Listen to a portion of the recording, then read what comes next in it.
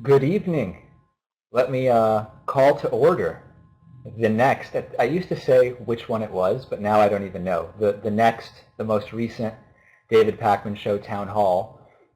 We will take any and all questions. We have Dennis West, who is sort of not really curating the questions because we'll just take every question we get, provided there's time. And usually we get to most of these.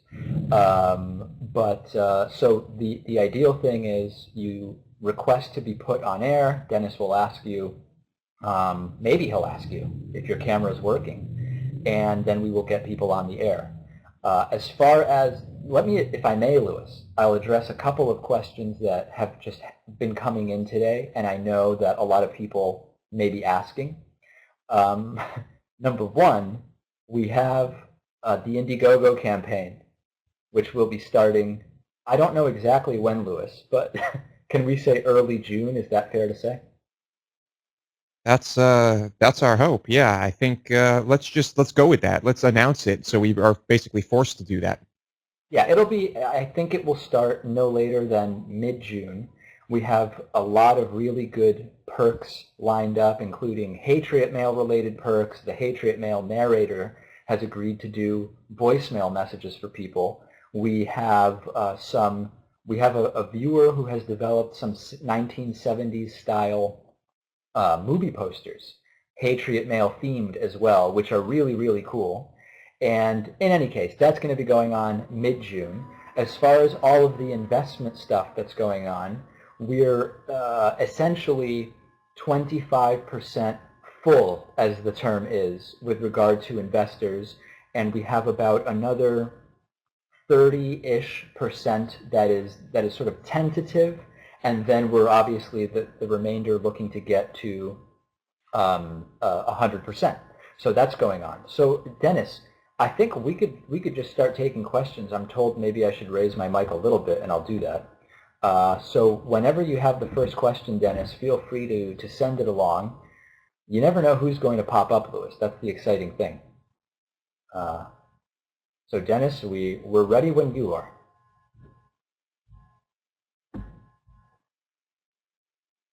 Hmm.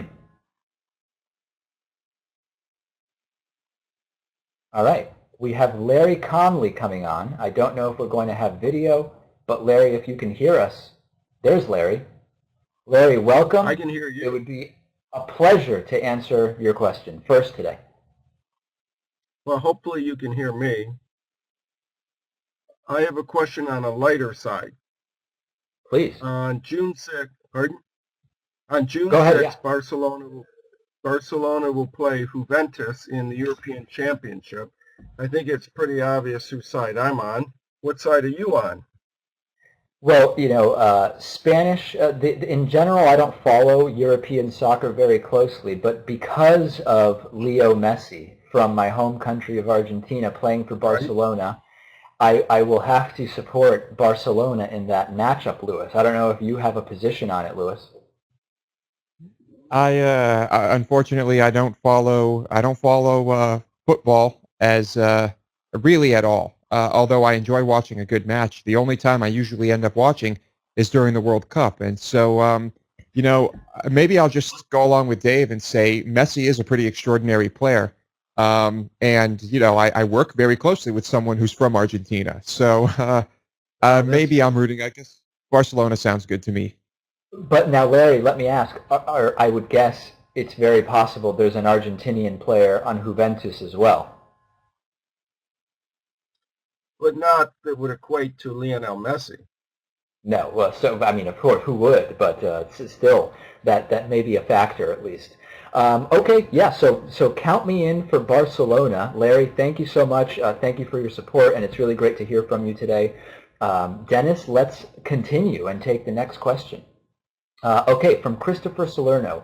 What is your newest timeline for transition? Yeah, so I actually have, let's see if I have my laptop today and it is plugged in. So there should be absolutely no opportunity for it to be powered down. Let me pull up my document where I've actually been outlining what the timeline is. Of course, the The computer timeline, crashing and David getting a blue screen is a completely different matter. if that happens, I will reconnect. So the timeline right now is step one is we have to move to the temporary studio in time for the first June show, which is basically all set. It's more of a logistical thing and that sort of thing, but that's going to happen over the weekend that ends June 1st.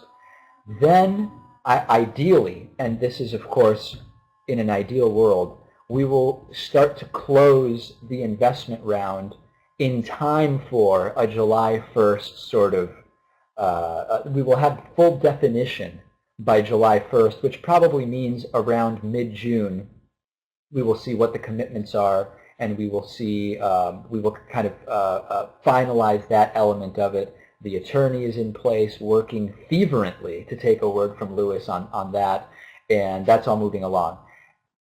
At the same time, mid-June, we will do a Indiegogo fundraiser. As I mentioned, we're finalizing what the perks are going to be. We're working with some partners. The Indiegogo campaigns, each one is actually more and more logistically nightmarish because there are more perks and there have been more donors, and we try to just keep getting the perks sent out as they come in to not have this incredible backlog at the end. Once that's finalized, then we will essentially have July and August, during which we will, Lewis needs to come back up to the Northeast from Austin, Texas. That will be happening during that time. We're going to finalize, well, start to explore and finalize the new studio in Boston, Massachusetts. And the ideal timeline would be that sometime in the first week to 10 days of September, we would be up and broadcasting from the new home in Boston, Massachusetts. Let me see if I'm forgetting anything from my document here. Certainly then the ideal world would see us by the end of 2015 or in the first quarter of 2016 starting to add some additional content, doing some more different types of content, and hopefully adding that ad salesperson as well, which is going to be a thing. So Lewis, I think that right now that's the sort of picture for the next 6 to 9 months. I think, yeah, we'd like to spend as little time in limbo as possible. You know, the sooner we get things rolling, the more information we have, the success of the campaign, and the sooner everything happens, really, the better. So I think you covered everything there.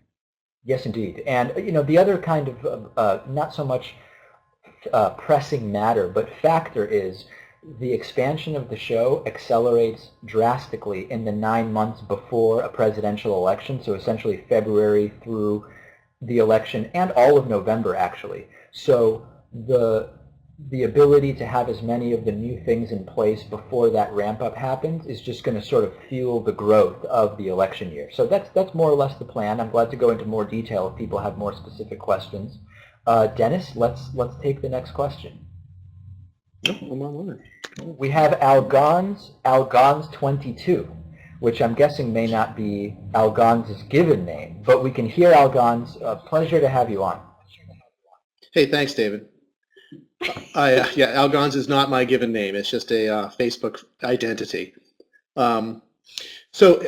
We get a lot about your opinions on politics and Liz Warren and Bernie Sanders on the show. So I'm going to, again, ask something that's a little bit off topic and more suited for the town meeting. When you get to Boston, will Lewis be continuing his bartending career? Because it would give me, in particular, an excuse to visit many bars looking for Lewis. Well, let's see. I'll mute you temporarily, Algon's, just while we answer so we don't feed back. As we mentioned during the big reveal video about the show, the ideal situation would be one in which Lewis is only working for the show. That would be better for the show if Lewis is able to take over all technical aspects of the show with regard to the kind of current program. That will free me up to work on new content and business development and some other things. So the bad news is, if all goes well, Lewis will not be bartending as a matter of course, but I think it would be very interesting, Lewis, as an event in Boston to do at some point where Lewis sort of celebrity bartends and maybe even does a beer tasting or something like that. We have a lot of contacts in Boston already who are excited about us going there. Some of them are involved with bars. And Lewis, I hope I'm not speaking out of turn, but I think that would be something pretty compelling. I would enjoy that. Yeah, in Austin here, I actually have been mostly just working the door, and it's been a nice change of pace. Um, and in a city like Boston, I think I don't know. It just seems like I'd like to avoid it if possible. Although I know I might enjoy it, and it might be fun socially, and it would probably be a good thing to get me. I'd probably be on my A game after bartending in Boston.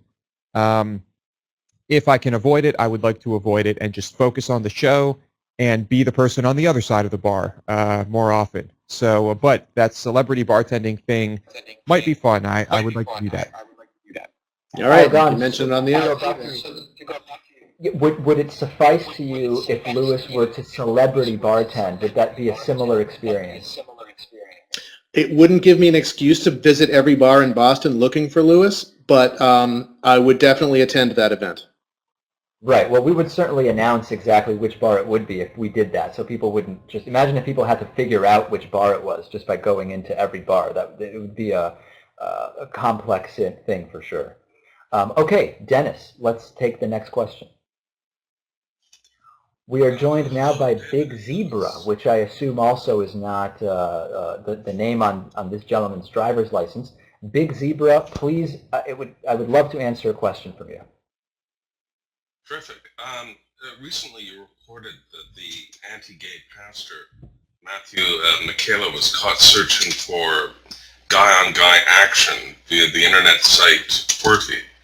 And it wasn't too long ago that right-wing evangelical Ted Haggard, who frequently spoke out against homosexuality, was revealed to be a frequent customer of a male escort. And my question is, since there's been plenty of anti-gay preaching for years, but now that preachers are loosening up and getting the gay sex they've always wanted, can this be thought of as progress as a sort? That's a very interesting question. Zebra, you've got a bunch of audio artifacts, as I think the text would call it, so I'll mute you while we answer. In a sense, Lewis, that is sort of progress, but I think that it's happening not by virtue of anything that the pastors are doing. I think it's happening as a result of technology, where it's just much easier to get hard evidence that someone is, if you are going to a gay bar, for example, when you're not preaching anti-gay rhetoric, if not everybody has a camera phone, for example, if you're not like on an online app, it's much tougher to sort of catch that person in a way that would be evident. So I don't think that it's progress. I think it's in the direct sense. I think it's technology that's exposing these guys. I think we have made significant progress in these revelations. I mean, the progress is in revealing to the public and finding out that that these are liars, that they are, a wolf in sheep's clothing, if you will. And so I think I am very grateful for the technology and very grateful that they seem to not understand how it works and how easily it can be accessed and disseminated by other people. And so I think that's part of the progress. Yeah, if there's a lot of people like Lindsey Graham who have never sent an email in their lives, then it's really no shock that they might not understand that if you're going to preach the anti-gay stuff, you've got to cover your tracks a little bit better. And quite frankly, I don't really care about anyone's sexual orientation. What I do care about is when people are making the lives of LGBT individuals miserable, and the hypocrisy of the anti-gay pastors being gay themselves is just truly, truly stunning. So Big Zebra, thank you for the question, and of course, thank you so much for your support as well. All right, thumbs up from Big Zebra.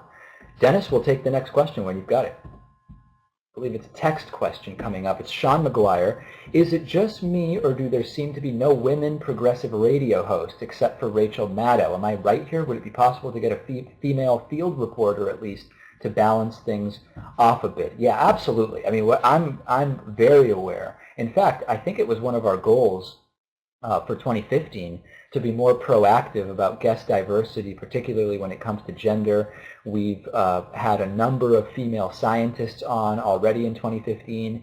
We've been regularly checking in with Jen Briney from the Congressional Dish podcast, who's just awesome as far as everything she's doing, reporting on campaign finance and bills. So yeah, there's Stephanie Miller, as you mentioned. There's Rachel Maddow, who is not really doing radio anymore, albeit she does do a podcast. Her TV show is turned into a podcast. There was Randy Rhodes, but her show is now done. And there's a lot of commentators. Everybody from Crystal Ball to people like Nomiki Konst, who's here in New York City, friend of mine, but they're not hosts per se. So yeah, I mean, I by and large I agree with Sean here. Yeah, it's if you're looking for a show like this and you're looking for a female host, you're not going to have many options. And I think that's probably not just on the progressive side. I mean, that's probably on both sides.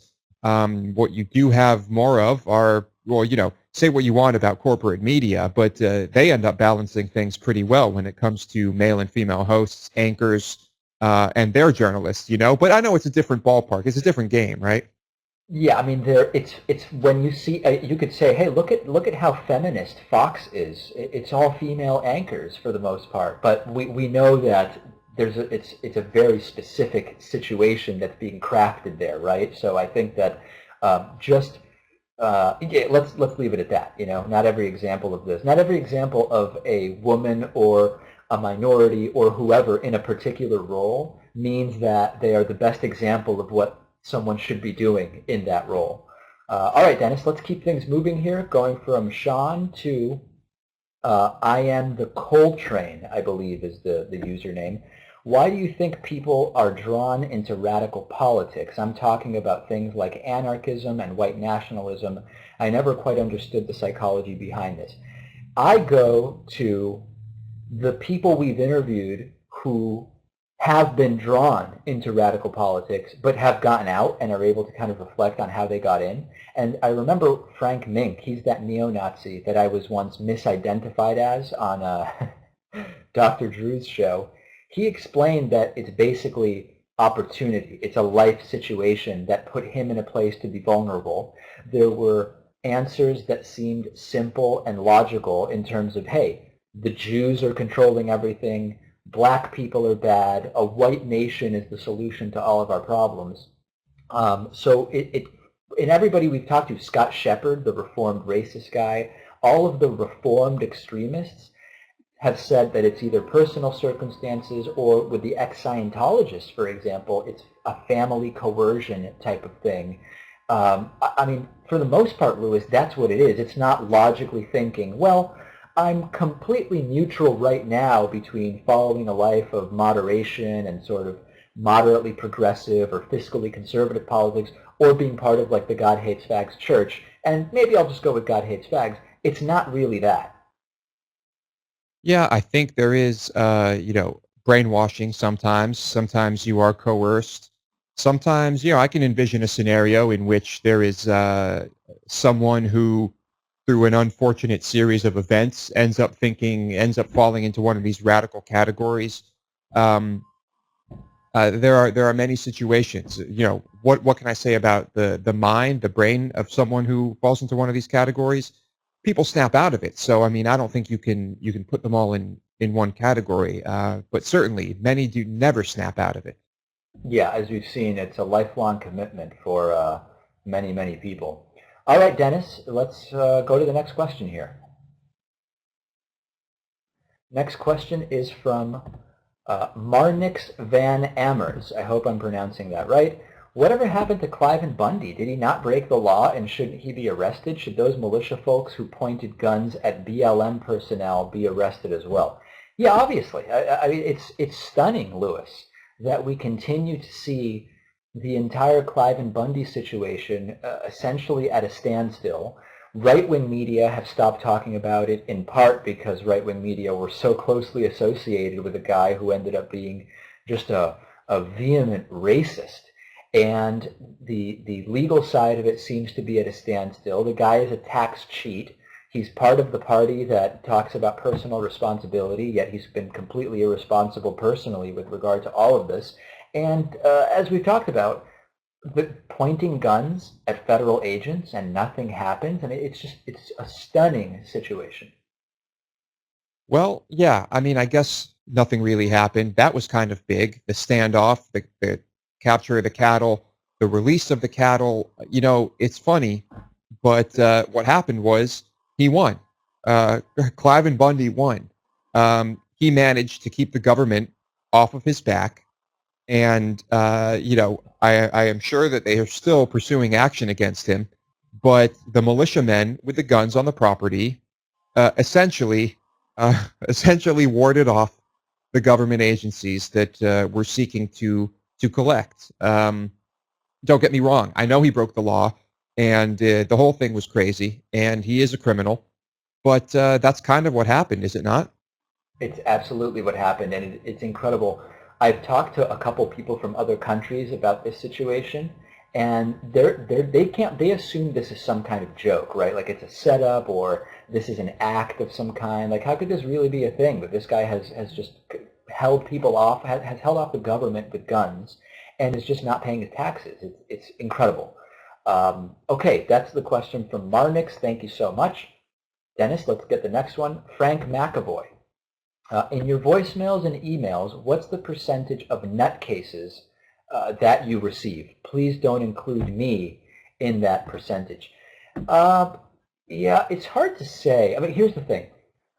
A lot of the extremists that leave us voicemails might leave anywhere from 3 to 5 to 10 in a row. So that brings up the percentage of emails and voicemails. But if we consider it just a percentage of the people that contact us, I'd say maybe 5%, 1 in 20, is someone that I would consider not really connected to reality, a hater, a hatred, an extremist. That's kind of where I would put it, Lewis. And usually, well, once in a while anyway, someone who we would consider to be a nut will, I don't know, kind of go on a spree, and they will leave multiple voicemails a day, or you know, multiple voicemails over multiple days, and you know, I guess that would jack the percentage up if you count each voicemail individually. But Right. yeah, the nuts. I mean, Dave goes over all the voicemails, and so he is the authority on this one. Absolutely. And, it's the same thing if you look on YouTube. One extremist might leave 50 comments in a day. Should we count them as 50 or should we count them as one and sort of thinking about the proportion? But, yeah, I mean, I think 1 in 20 people that contact us is kind of nutty. I think that the nuttiness is definitely overrepresented in terms of the people that contact us. Most of our audience has no interaction with us whatsoever. They listen or they watch. We never hear from them. We don't know who they are. And I think that's the case probably with most shows. All right, Dennis, we're ready for the next question. And Dennis, it popped up that you were trying to talk to me. Try using the producer chat if you were saying something. I don't know, for whatever reason, if there was like a direct message sent. I did not, I'm not able to see it. Laura Goldberg, did you like living in New York City, and what will you miss the most? Absolutely. I mean, New York City is fantastic. What will I miss the most? Everything. I mean, everything culturally is happening here. Some of the best restaurants are here. I think, if I recall correctly, Laura actually lives in my neighborhood in Brooklyn, not too far. So she certainly would be familiar with how great Brooklyn and New York City are. Yeah, I mean, there's an energy in New York City that I've not seen replicated in any other American city. In European cities, in my home city in Argentina, certainly I've seen that energy, but I've never seen anything like it, Lewis, in the United States. And I have not spent a lot of time in New York City. So, you know, the time I've spent there, I have enjoyed. I don't think I would enjoy living there, but I could be wrong. I guess I can't knock it till I try it, but it seems a little chaotic for me. I have Yeah, I enjoyed mean, the here's the time I've thing. spent there. A lot of people, particularly as visitors, are in the areas that 95% of the population doesn't live in, right? So whether it be Times Square or other particular areas. Although it seems very hectic, once you have your neighborhood, your grocery store is probably 2 blocks away. So while you see a lot of craziness going on, just a two block walk over to the local grocery store, you kind of compartmentalize. So you're in a small area within a very big area, if that makes sense. Yeah, I mean, and it doesn't matter where you live, you make it work and you find your comfort zone. It's and that becomes the norm. So I'm sure that would happen if I were to live there. But there is no doubt the food would be number one for me in New York. That's what I love here about Austin. Great food, and I'm sure Dave will miss that quite a bit. Oh, absolutely. No question about it. All right, great question from Laura. Dennis, we'll take the next question. David Hogger, when autonomous cars are finally well established in the hopefully not too distant future, what do you think drivers' training will consist of? That's a very, very good question.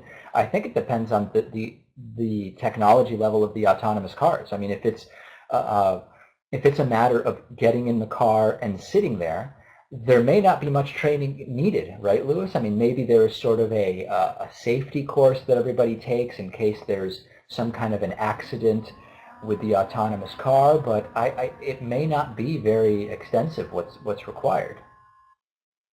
Yeah, imagine a world where you do not need a driver's license anymore. I think it depends on if these are completely autonomous cars with no manual controls whatsoever. I think if you are going to be driving a car that allows for manual control, we will still need to go through the normal process. Um, but I think eventually it will probably become uh, completely irrelevant. We will probably need no training whatsoever. And I hope that's what ultimately what happens. Yeah, and I get some heat from people from saying it sounds like I don't want anybody to be driving anymore. I don't like driving. I actually do like driving. In New York City, it's not the most exciting thing, but I do like driving. I like having a car, and it's a feeling of autonomy that people have kind of integrated if they're used to having a car. But I think society will adjust, and there are just so many benefits to sort of restructuring how we think about car travel, both for efficiency and safety and cost. And when you think about most cars are just parked most of the time, unless you have a job that is a driving related job. So for me, it's more of just a safety and efficiency thing. Yeah,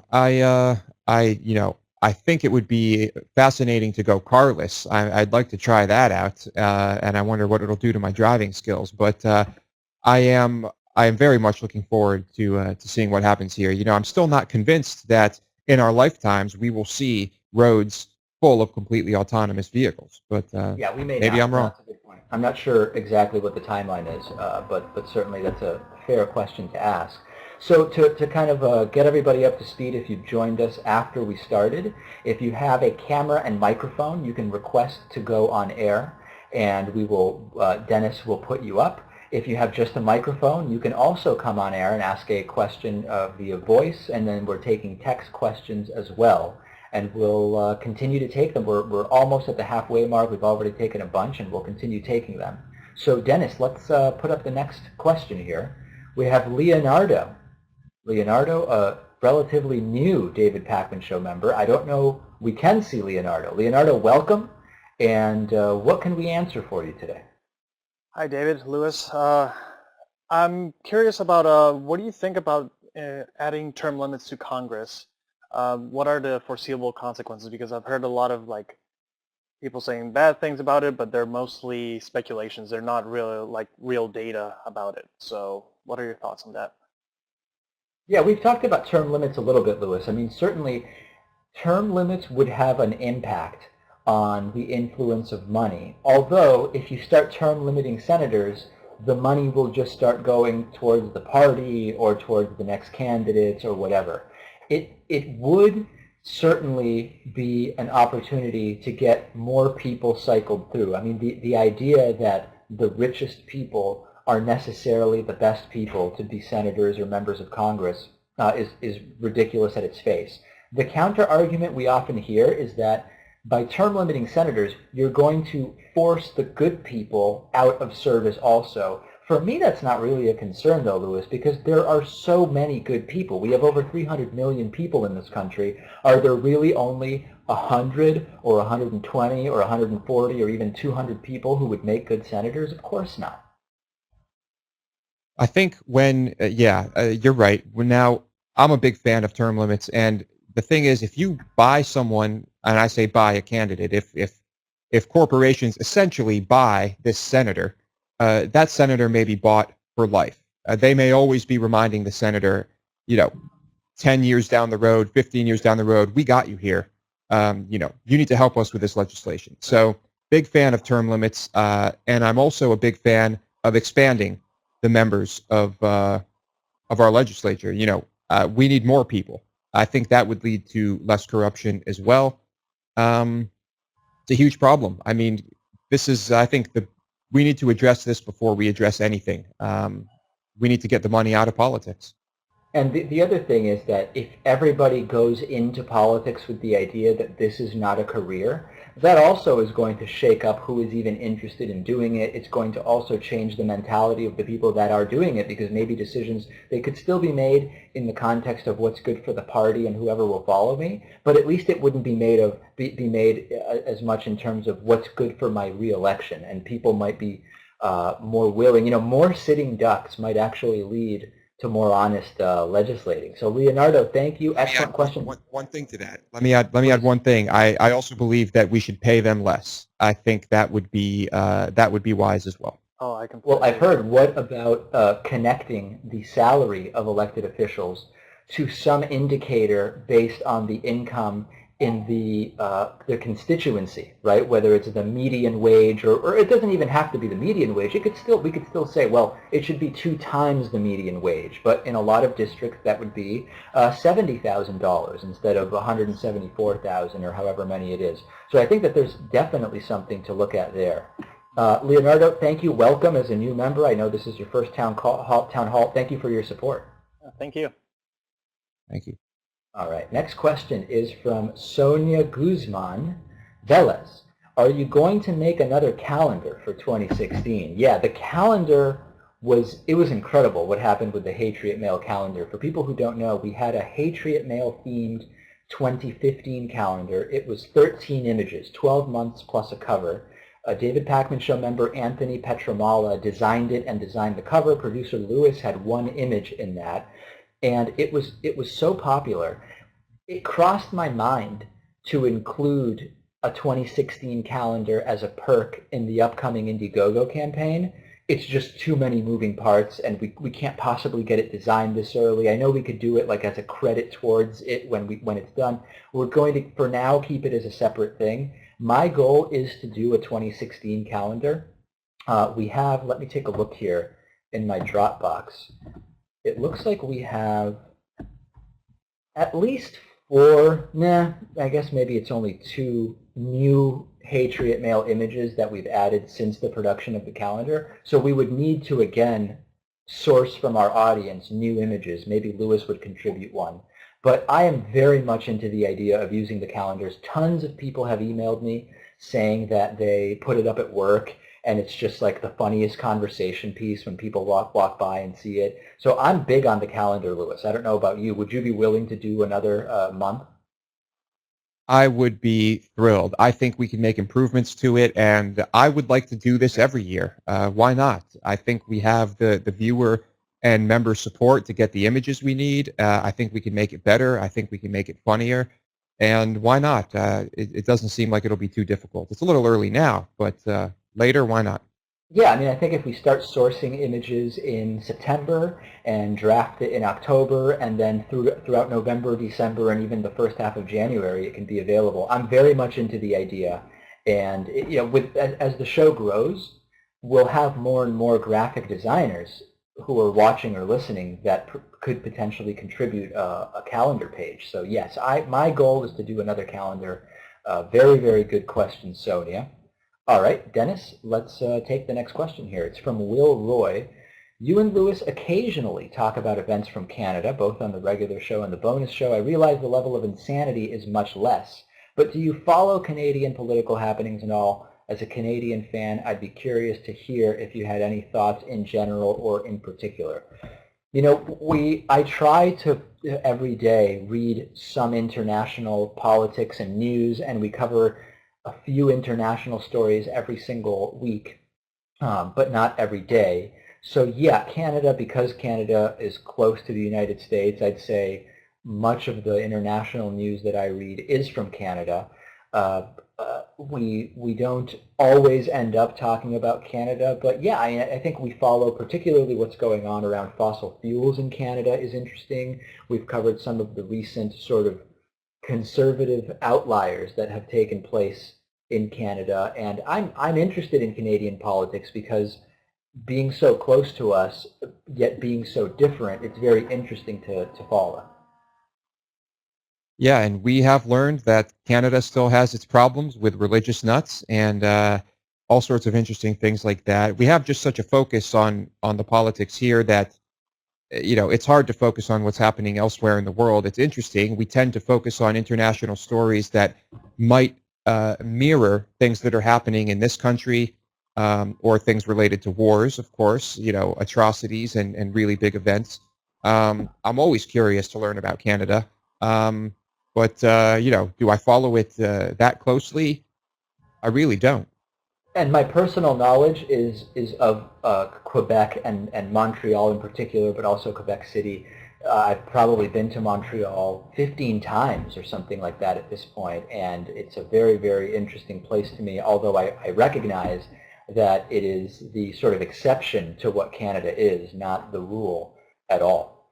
Okay, Dennis, let's take the next question. It is from John Greenlee. Have you done any more paintings? Not a connoisseur, but I have a small collection and really liked your first effort, which you shared on the show. Are you attached to it, or would you consider selling it? It's kind of Van Gogh-ish. I don't know if my painting was Van Gogh-ish or if that was Lewis's, but I have done more paintings. In fact, Lewis and I just recently spoke. I guess I can say this. This might not happen, and don't. If it doesn't happen, I'm not promising it's going to.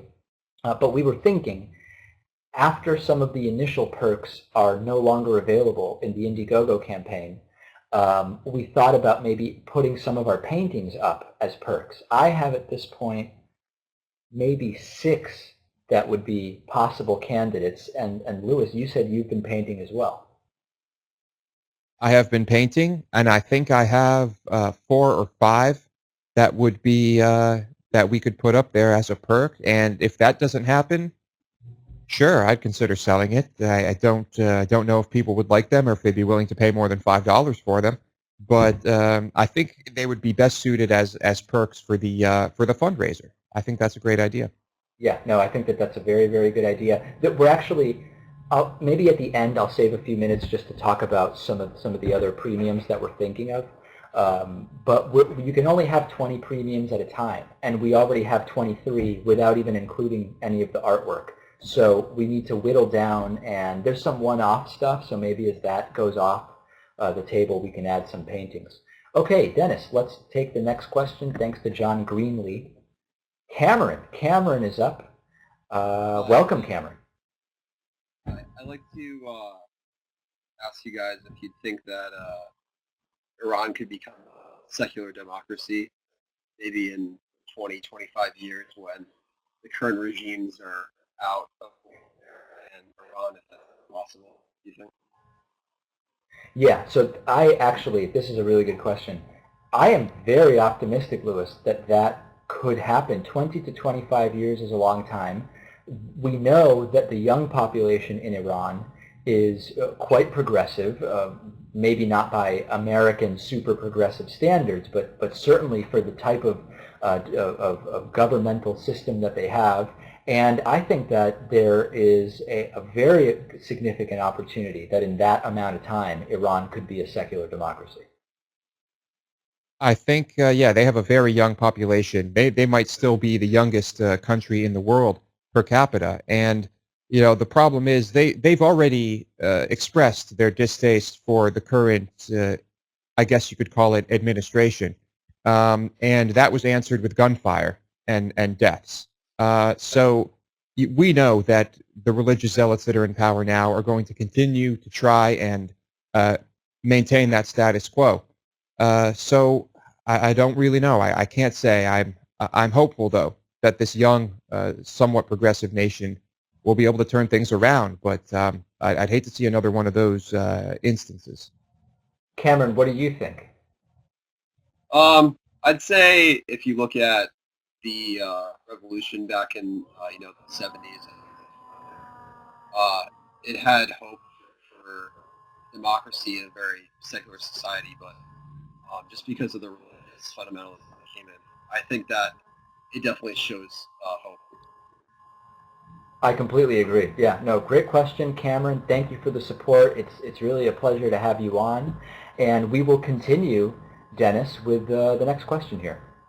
Brian Rasmussen, would you ever consider voting for a presidential candidate, I assume he means, from a non-mainstream party, the Green Party, for example? Absolutely, I would consider that. I've said many times that I think we need a sort of maybe instant runoff voting or some other system where you could say, my first choice would be the Green Party candidate. If based on people's first choices, that candidate would not win, then I want my vote applied to this next person, which for many of us realistically would be the Democratic candidate. This is a system that has some flaws, and there's actually a test case. I think it was Burlington, Vermont, or maybe Montpelier. I don't remember now. But I think a lot of people don't vote for the non-Democratic or Republican candidates because they're worried about that Ralph Nader effect. If you believe that Ralph Nader did have that impact in Florida. So I absolutely would consider, particularly in local elections. I am not a registered Democrat. I'm a registered, well, in Massachusetts you're considered unregistered or unaffiliated, something like that. I have no problem whatsoever. I am not attached on so many issues. Democrats and Republicans are barely distinguishable. So my answer is a very unequivocal yes. I guess you can add to my ideas about how best to change Congress. You can add, you can add this. I don't think there should be parties. I don't see the point. I don't think it makes sense. We have so many people that just vote because they see a D or an R, and I just don't see how we benefit from having a system based on parties and these party affiliations. Okay, but that being said, getting that out of the way, like David said, if it just is clearly pointless to vote for someone in one of these third parties because they stand no chance, it would be just that. It would be pointless, unfortunately. And I don't know that I agree. That's just I something would we see have it to deal with. differently. If the third party candidate has no chance of winning, that wouldn't influence whether I vote for them or not. I would think about, might I end up, by voting for the third party candidate, helping the worst candidate win? That would be more of my concern, but everybody, I guess, would sort of think about it. Well, I mean, little bit both of different. those, both paths lead to the same place. There, I think. All right. Next question I see is from Algons. Will you review the documentary The Unbelievers? We have reviewed it, and I am now pasting the link to that recommendation in the chat. We have done that, so that's an easy answer. Let's take the next question, Dennis. From Anton Hill. Any thoughts on whether Mike Huckabee will ever be arrested for alleged fraud for prayer versus that cure cancer? I doubt it. I assume that in the emails that were sent out, a couple things went on. Number one, there was a disclaimer at the bottom that said it was not Mike Huckabee recommending it, or there was probably legal jargon there that protects Mike Huckabee. And number two, I don't know that there is much interest from our judicial system in prosecuting that. So my prediction would be that no, Mike Huckabee will never be charged or indicted or anything for his quack cancer cures and diabetes cures. Yeah, unfortunately, there's not much accountability when it comes to things like this. Look at Dr. Oz. He can pretty much just say anything, and while he gets a lot of attention for it, and he has other doctors speaking out against him, he can still pretty much sell fake cures and remedies for things on his show all day, and there's really going to be zero accountability. I'm actually looking in my pocket archive for something I read about Dr. Oz related to WikiLeaks. I'm going to paste it in the chat for everybody. If you're interested in the Dr. Oz stuff, I just put a link in the chat that may be relevant to your interests. Okay, thank you, Anton, for that question. Dennis, we will continue here. big zebra. For a long time, I expected the Tea Party to either split from the Republicans or for the Tea Party candidates to drag down the Republican Party overall, but it seems that the Republicans are doing better than ever, despite their bizarre Tea Party candidates. What's going on? Is the Tea Party helping the Republican Party? Well, I don't know that I agree with the sort of dichotomy that you've laid out there. What we talked about when the Tea Party had its rise back in 2010, I think it was, right? Was that either the Tea Party would separate and take away from the Republican Party, and those people would not consider themselves Republicans, or that the Tea Party would essentially dissolve into the broader Republican Party. And I think by and large that that's what's happened. The Tea Party as a thing is, very few Republicans still identify as Tea Partiers, and I think it was like around the 20% that identify with the Tea Party ideas.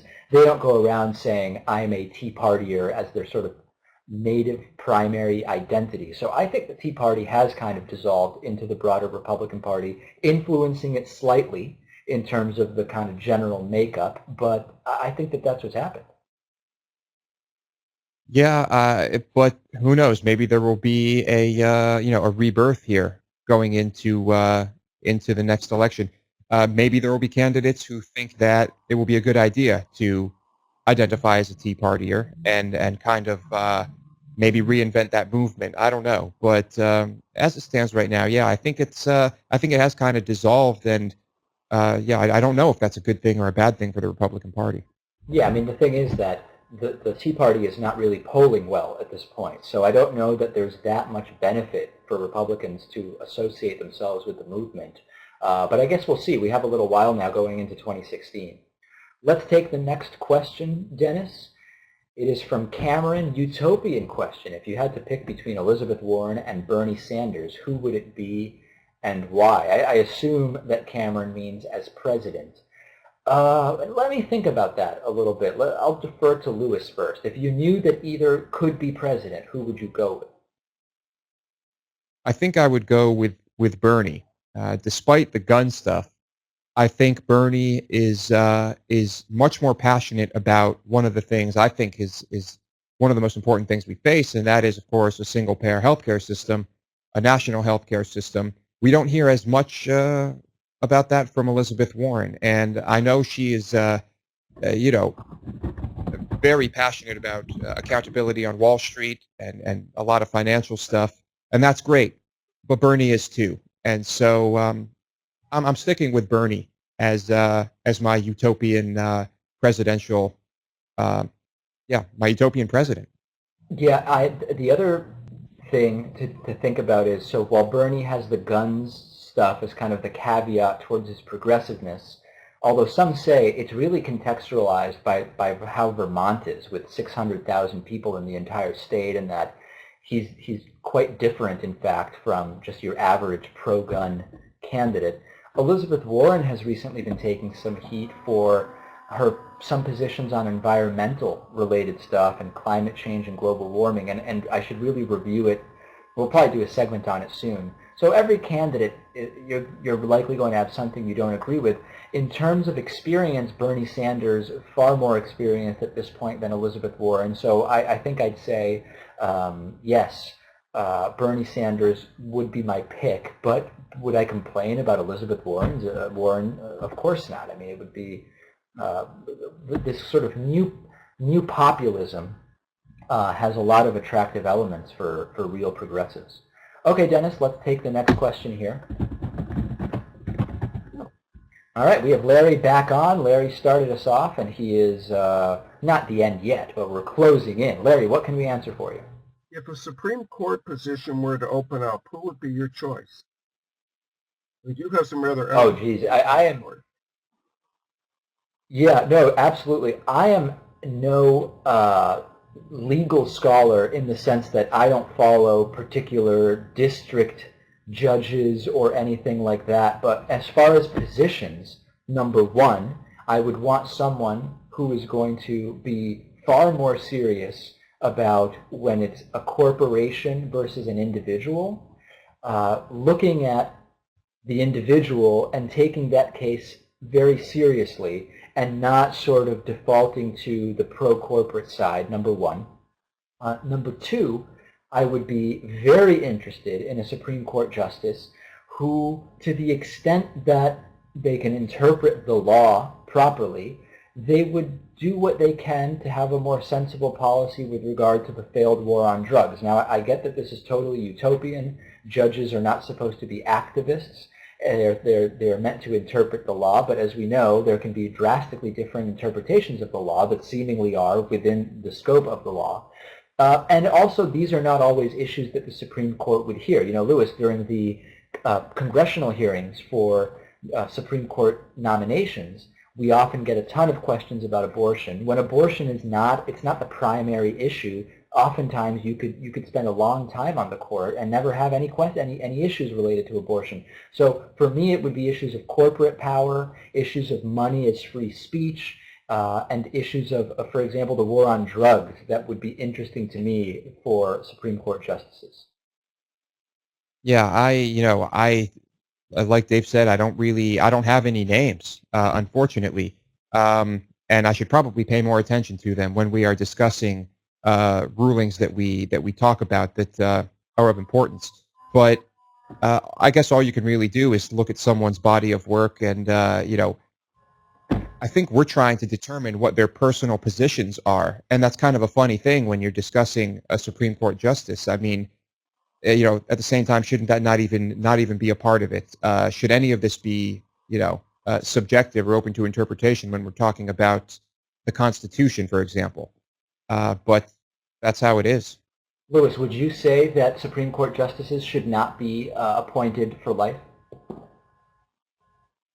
I would say that, like term limits for senators, and yeah, of course, I think it would be good to get some people filtering through there. I probably not as harmful as in Congress to have someone in there for life, but I'd still like to see limits there. Well, thank you, Larry, for the question. Yes and no. I think that being on the Supreme Court for life gives you a lot of power, and I think there is a very good case to be made that Supreme Court appointments should not be lifetime positions. Dennis, let's take the next question. We've got a little under 10 minutes here. It's from Kurt Washington. Who is the better musician between Lewis and I? My opinion is it's very tough to really say. We play different instruments. I play drums. Lewis plays guitar. And I mean, how do we determine that? Ability to improvise. Who can read music? I mean, by the way, I would win as far as that goes. Lewis doesn't read music, but maybe that doesn't matter. Many great musicians never learned to read music. So I don't know. I think it would be very interesting, Lewis. It would be very compelling if everything works out with Boston. We were recently in touch, Lewis and I were, with one of the members of our past band from when we both lived in Massachusetts to do a few recordings, maybe a music video or two once, because this other person actually lives very, very close to Boston. There might be something to that. Yeah, I don't know. It's very tough to compare drums and guitar. I can say that I have been playing guitar a lot longer than Dave has been playing drums, but Dave was also playing other things before he was playing drums.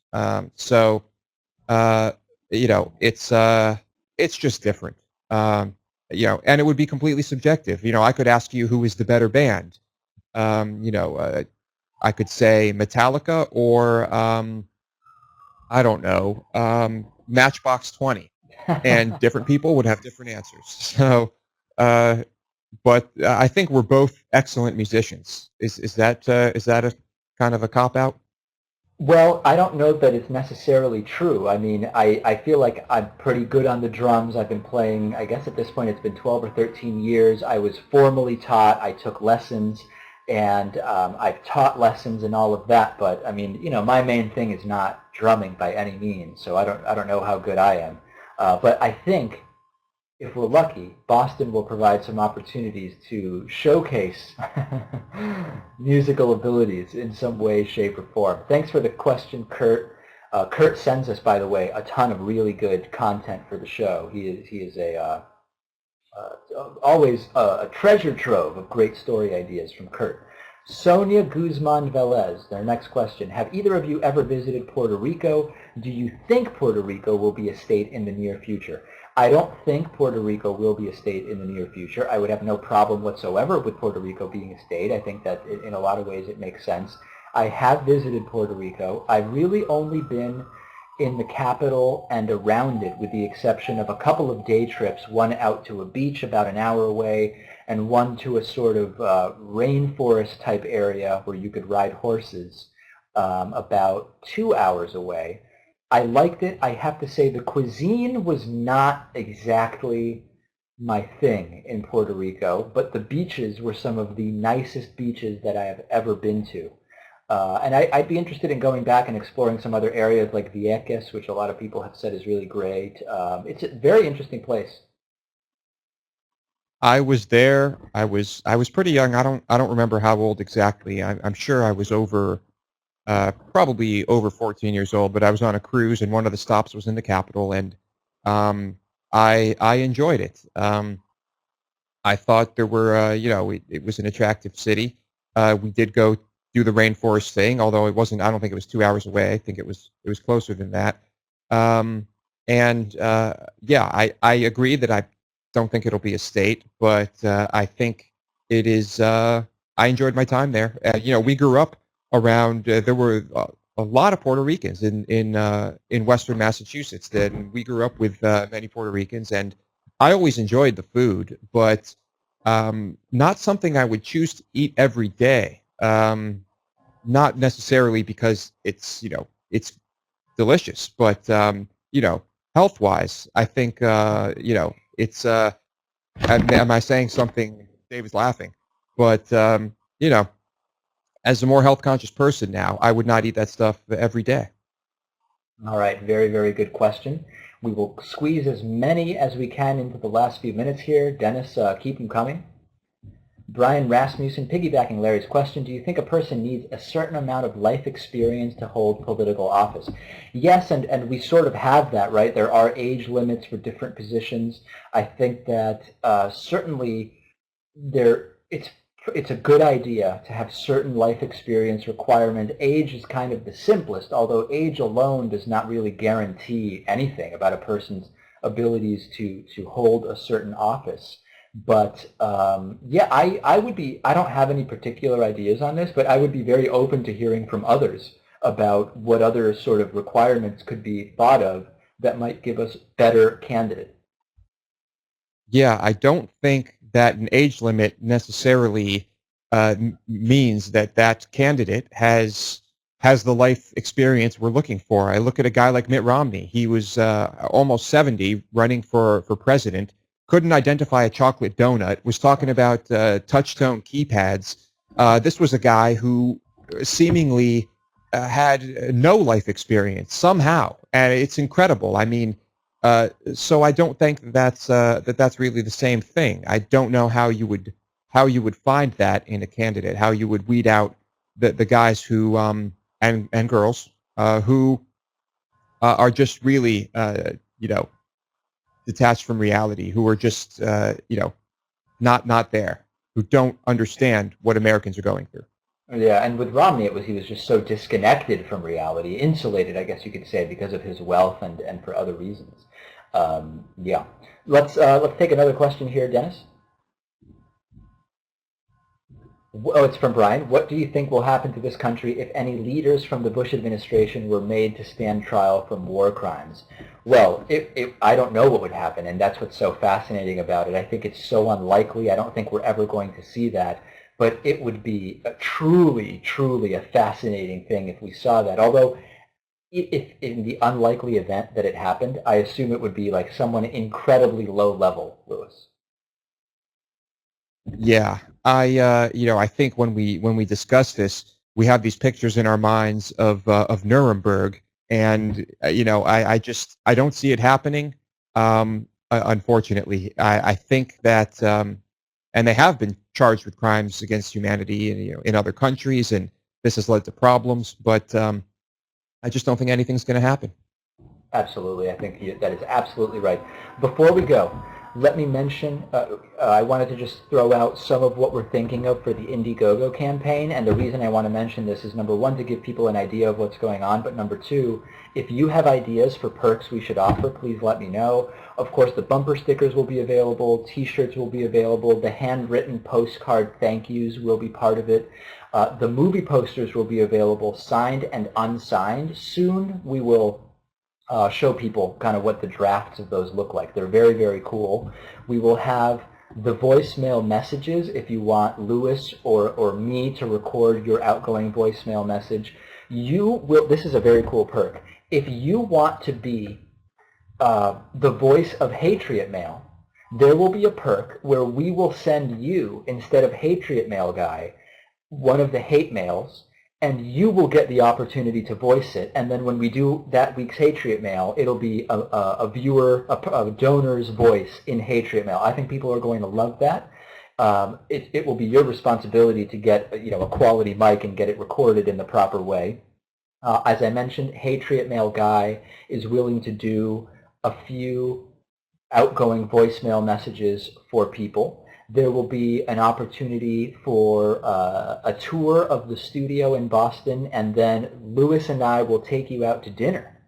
And there will be an opportunity for a studio dedication. We're sort of thinking maybe of the painting stuff if we end up having the room for it. So there's a lot of ideas. And as far as the numbers, I did some research. The most recent campaign we did had an average donation of $63 per person. And overall, across all campaigns we've done, the average donation has been $55.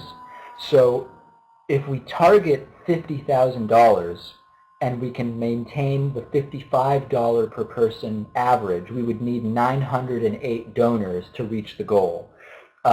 If we were to get the average up a little bit, then it would reduce the number of donors that we would need. And of course, when you look at this, Lewis, if you get two big donors who come in and get one of the top perks, that reduces the amount that everybody else needs to put in drastically. So I'm cautiously optimistic about this campaign, and if you have ideas for premiums, please let us know. We have another 10 or so days where we can look at setting up some new premiums, and I'm excited about it, Lewis. I'm excited. I have a good feeling about it. Definitely send along any ideas you might have for perks, and thank you all for participating today. This was fun. I always enjoy the town hall meetings. Absolutely, and I think we may have done more questions, answered more questions than ever before. So thanks to everybody. We will, we try to do these every 3 months, and because of everything that's been going on, it's been 4 months to the day since the last one. We'll definitely try to make up for that and do another one before we are too far into summer. Any ideas, any emails, any thoughts, of course, get in touch. And thanks to everybody for being supporters of the show. And we will see you on the show tomorrow. Thank you. Good night.